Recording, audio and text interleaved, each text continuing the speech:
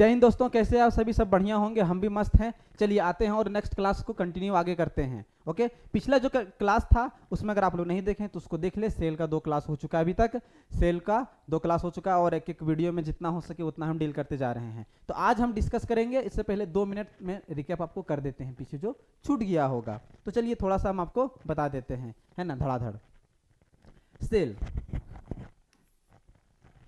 Cell का खोज सबसे पहले रॉबर्ट हुक ने किया था 1665 में, डेड सेल में, ऑक का ट्री में किया था। ऑक जो ट्री है उसका वो छाल में किया था। और जीवित कोशिका खोज लिवेनहॉक ने किया था। लिवेनहॉक ने किसमें? तालाब के पानी में। अब सेल को जब हम जूम करके देखते हैं तो 2-3 चीज उसको हमको दिखता है। क्या दिखता है? एक सेल मेम्ब्रेन दिखता है, एक न्यूक्लियस दिखता है और उसमें माल मटेरियल जो भरा हुआ है।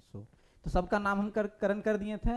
ये हो गया सेल मेम्ब्रेन, या तो प्लाज्मा मेम्ब्रेन, या तो बायोलॉजिकल मेम्ब्रेन।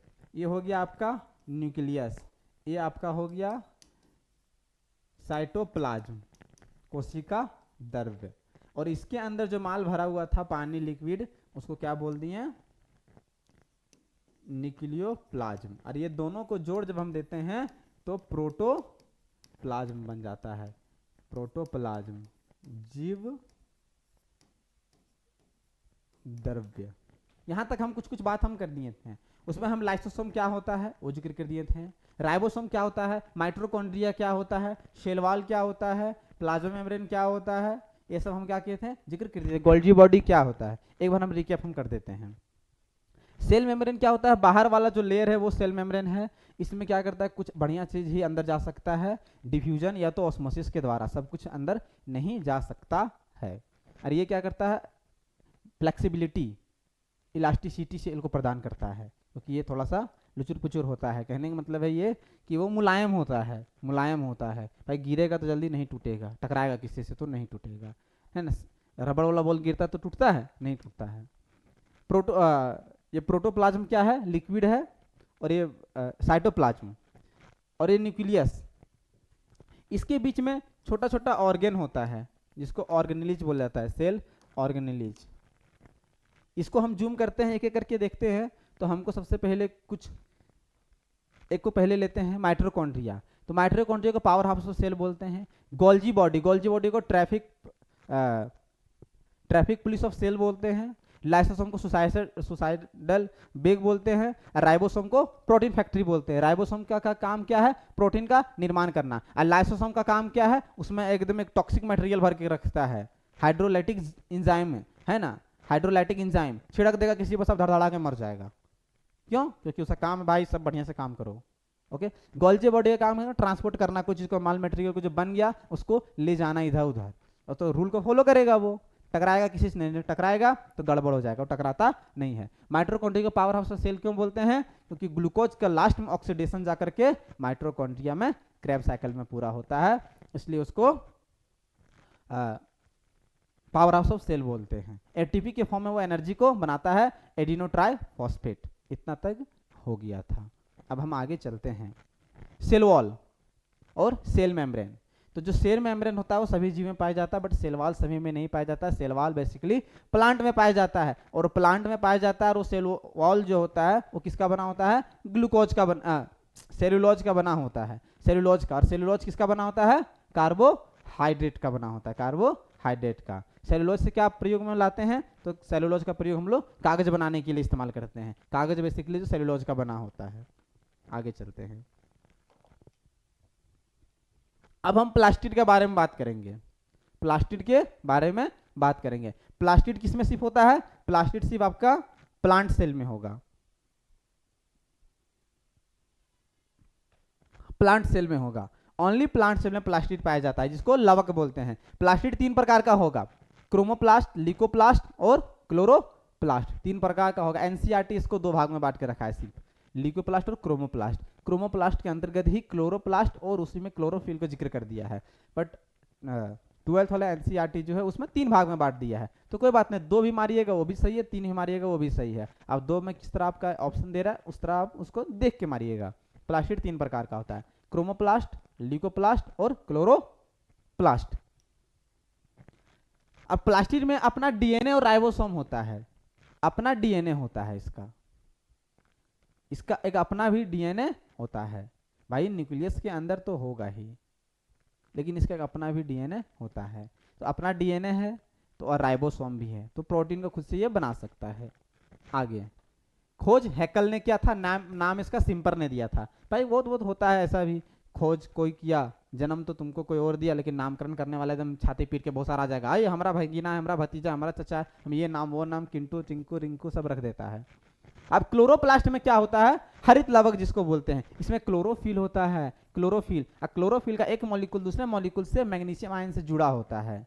मैग्नीशियम आयन से क्या होता है, जुड़ा होता है। क्रोमोप्लास्ट, जो क्रोमोप्लास्ट होता है वर्णी लवक, इसमें पुष्पों में रंग देने का कार्य करता है। क्रोमोप्लास्ट का काम क्या है, पुष्प देखते हैं, फूल जो अलग अलग कलर का होता है, फल जो अलग अलग कलर का होता है, किसके बेस पे होता है, ये फूल सब अलग अलग कलर क्रोमोप्लास्ट के अंदर, जैसे लाल फील है, पीला है, नीला है, बहुत सारा कलर का है। सर रंग क्यों देता है फ्लावर को, तो पॉलिनेशन, पर परागन, पॉलिनेशन करेगा, फर्टिलाइजेशन करने के लिए वो क्या करेगा, हम लोग फर्टिलाइजेशन बोलते हैं, उसमें पॉलिनेशन बोलते हैं। जब एंथर से पोलन ग्रेन उड़ करके स्टिग्मा पे आएगा तो क्या कहलाएगा, पॉलिनेशन। तो बढ़िया बढ़िया सुगंधित फूल होगा, कलरफुल होगा, तब ना तितली उड़ते हुए उसके पास आएगी, अट्रैक्ट होगी, तितली अट्रैक्ट होगी। लिकोप्लास्ट, लिकोप्लास्ट का काम क्या है, लिकोप्लास्ट में कोई कलर नहीं होता, ये कलरलेस होता है, जड़, जड़ के अंदर लिकोप्लास्ट होता है और तना, इसका काम है फूड को स्टोर करके रखना, फूड स्टोर, भोजन का संचय, भोजन का संचय करना, भोजन को वह संचय करके रखता है। ओके, समझ में आ गया यहां पर। सर क्रोमोप्लास्ट, जैसे गाजर देखते हैं ना, गाजर पीला वाला गाजर, तो बीटा कैरोटीन के कारण हो जाता है। टमाटर लाइकोपेन के कारण हो जाता है। चुकंदर बीटा नॉन के कारण हो जाता है। अलग अलग कलर है सब में, अलग अलग फ्रूट फल सब्जी में अलग अलग कलर है, तो अलग अलग क्रोमोप्लास्ट के कारण उसमें अलग अलग कलर होता है। क्लोरोप्लास्ट के बारे में जान लेते हैं। क्लोरोप्लास्ट जो बेसिकली होता है, उसको जब हम जूम करते हैं,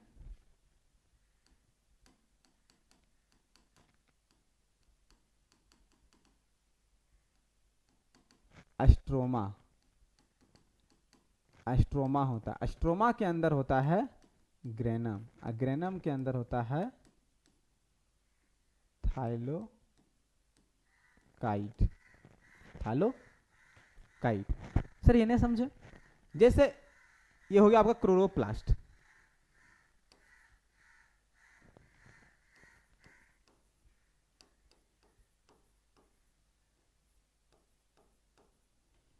ये आपका स्ट्रोमा कहलाया, और ये वाला जो चपटा चपटा पूरा बना हुआ है इसको ग्रेनम कहते हैं, और ये वाला एक सिक्का, एक सिक्का आपका क्या कहलाया,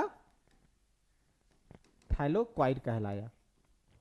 ठीक है, थाइलोक्वाइड। सर ये क्लोरोप्लास्ट के अंदर होता है, और थाइलोक्वाइड के अंदर क्लोरोफिल होता है बच्चा। क्लोरोफिल कहां होता है, थाइलोक्वाइड के अंदर। आप समझ में आ गया, क्लोरोप्लास्ट के अंदर क्लोरोफिल होता है, बट कहां, थाइलोक्वाइड के एक सिक्का के अंदर होता है, वहीं पे फोटोसिंथेसिस होता है। एग्जामिनर आपसे पूछ लिए कि प्रकाशीय अभिक्रिया जो होता है, फोटोसिंथेसिस का प्रकाशीय अभिक्रिया, वो कहां होता है, तो वो ग्रेनम में होता है, ग्रेनम में। आप प्रकाशीय अभिक्रिया कहां होता है, एस्ट्रोमा में। अब समझ में आ गया, यही चीज यहां लिखे हैं कि क्रोमोप्लास्ट एस्ट्रोमा में नहीं होता है, क्रोमोप्लास्ट में एस्ट्रोमा नहीं होता है, ये बात आप याद रखिएगा। आपसे थोड़ा भयानक टाइप का क्वेश्चन पूछ लेना तो सर क्लोरोफिल का फंक्शन क्या है, ये भी बता दीजिए। क्लोरोफिल का काम क्या है, सनलाइट को ट्रैप करना, और उस सनलाइट से क्या करेगा, वो H2 वो जो पानी लेता है जमीन से, वो जड़ से मतलब पत्ता में पानी जो जाता है, उस पत्ता जैसे टमाटा खुलता है, सनलाइट को क्लोरोफिल पकड़ के अंदर ले जाता है और बोलता है ले भाई तोड़ दे, दह मार एकदम हथौड़ा, और H2O2 को H2 और O2 में वो तोड़ देता है। ओके, याद रखिएगा। लिकोप्लास्ट भोजन का संचय करने में काम आता है। आगे देखते हैं, अब हम बात करेंगे न्यूक्लियस केंद्रक के बारे में। न्यूक्लियस क्या है, बीच वाला एकदम मास्टर ब्लास्टर है, वो बीच वाला रूम वाला मैन मालिक है, यही यही सब हैंडल करेगा, यही कोऑर्डिनेट करेगा। अब भाई सब ठीक ठाक है ना, तुम लोग कुछ गड़बड़ उड़बड़ मत कर देना, लड़ाई झगड़ा हो जाएगा। तो रॉबर्ट ब्राउन ने इसका खोज किया था न्यूक्लियस का। ओके, चलिए ये सेल है, इसके बीच में न्यूक्लियस दिखा दिए। न्यूक्लियस क्या है? Double membrane. फिर वही झोला के अंदर झोला भर दिए। अरे गंजी हम पहनते हैं ना, उसके ऊपर शर्ट पहन लिए हैं। गंजी डायरेक्ट खाली गंजी पहनेंगे तो कचरा वचड़ा जल्दी लग जाएगा शरीर में, और शर्ट पहन लिए हैं तो ज्यादा और प्रोटेक्शन करना है तो जैकेट उकेट डाल देंगे, ब्लेजर डाल लेंगे, कोट डाल लेंगे, तो डबल मेम्ब्रेन। ये बात आप याद रखिएगा। रॉबर्ट हुक ने सेल का खोज किया था। अब ये जो लेयर है मेम्ब्रेन, ये बना हुआ है लाइपोप्रोटीन का, और अंदर वाला जो लिक्विड है उसको न्यूक्लियोप्लाज्म बोलेंगे। सेल के अंदर जो पानी भरा था साइटोप्लाज्म, न्यूक्लियस के अंदर पानी जो भरा हुआ उसको न्यूक्लियोप्लाज्म, सीधा बात है। सेल के अंदर जो पनिया भरा हुआ था ये साइटोप्लाज्म, और जो न्यूक्लियस के अंदर पानी भरा हुआ उसको न्यूक्लियोप्लाज्म बोल देंगे। यहां खत्म। अब ये इसको थोड़ा सा हम जूम करते हैं। ये क्या है सर? न्यूक्लियस। इस न्यूक्लियस के अंदर माल मटेरियल तो पानी भरा हुआ है, इन्हें गुचुर मुचुर ना, ये तार है ना एकदम फंसा हुआ है। जो बर्तन धोने वाला तारिया कैसा रहता है, तार एकदम पूरा फंसा हुआ रहता है कि नहीं, छूटेगा नहीं। सन सन सन समझते हैं? सन जिसे सिंदूर दिया जाता है, वो सन कैसे पूरा लजबजार रहता है, तो वही है। ये क्या है? वही है। इसी को बोलते हैं क्रोमैटिन। Chromatin material. ये क्रोमैटिन मटेरियल क्या होता है? जब सेल डिवीजन होने वाला रहेगा तभी क्रोमैटिन मटेरियल क्या करेगा? तार जैसा, धागा जैसा लंबा बन जाएगा। उसी को क्रोमोसोम कहते हैं। समझ में आ गया? आई क्रोमोसोम के अंदर डीएनए और जीन जो भी होता है सब होता है।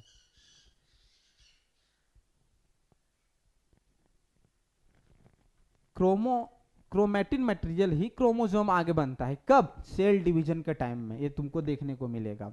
एग्जामिनर आपसे पूछ ले कि क्रोमोसोम कब देखने को मिलता है, तो सेल डिवीजन के टाइम में देखने को मिलता है। उससे पहले ये ना एक घुजमुजाल रहेगा, ये ऐसे नहीं रहेगा। ठीक है। अब क्रोमोसोम का हम बात करते हैं थोड़ा सा। क्रोमोसोम में आरएनए, डीएनए और जीन होता है। क्रोमोसोम में आरएनए, डीएनए और जीन होता है। हमारे शरीर में, हमारे जो मनुष्य है उसका शरीर में कितना क्रोमोसोम? 23 पेयर में पाया जाता है। टोटल 46। 23 दूनी 46, टोटल 46। और पेयर में मतलब जोड़ा। अगर 5 आदमी है तो 5 जोड़ा जूता, टोटल कितना जूता? 10 जूता। उसी तरह 23 पेयर में हमारा क्रोमोसोम मौजूद होता है, टोटल 46। मेल में और फीमेल में दोनों में सेम होता है। ये वाला जो 44 और ये वाला 44 सेम रहेगा, सब कुछ एक जैसन। और ये दो गो जो क्रोमोसोम होगा वो फीमेल में XX होगा और मेल में XY होगा। यही क्या है? होलोसोम है, सेक्स क्रोमोसोम। इसी को बोलते हैं सेक्स क्रोमोसोम। ठीक है। यही निर्धारित करेगा कि वो लड़का होगा कि लड़की होगा। ये देखिए क्रोमोसोम है, ये क्या है? क्रोमोसोम है। एक क्रोमोसोम है। क्रोमोसोम के अंदर डीएनए होता है, डीएनए होता है। अब डीएनए को हम नेक्स्ट वीडियो में देखेंगे। क्रोमोसोम से ही क्लास को हम स्टार्ट करेंगे। तो क्रोमोसोम, डीएनए, आरएनए, जीन पूरा एक क्लास में बढ़िया से लेकर इसको फिनिश कर देंगे। ओके। हाँ, तो क्रोमोसोम को हम डिस्कस करेंगे कि ये कैसे एक गुण को दूसरे गुण, मतलब एक जो गुण का ट्रांसफर, हेरिडिटी जेनेटिक्स जो चैप्टर है, अनुवांशिकता, उसकी सबसे जो बड़ी इकाई है तो ट्रांसपोर्ट करने वाला, ये जीन क्रोमोसोम कैसे ले जाता है? पिताजी वाला गुण आगे बेटा में, फिर बेटा वाला उसके बेटा में कैसे ले जाता है? यही इसके अंदर कोडिंग कैसे होता है, कौन ले जाता है, किसको कैसे पता होता है कि भाई तुम्हारा नाक कान ऐसा ही होगा? ऐसा है कि पिताजी का 2 आँख है तो बेटवा का 3 आँख हो गया? नहीं ना होता जल्दी, ऐसा नहीं होता है। हाँ, ऐसा होता है कि 5 उंगली है तो 6 उंगली भी हो जाता है। तो ये बताएंगे क्यों ऐसा होता है। किसी का शरीर में बाल बहुत ज़्यादा हो जाता है, पूरा शरीर में बाल हो जाता है, नाक में बाल हो जाता है, कान में बाल हो जाता है।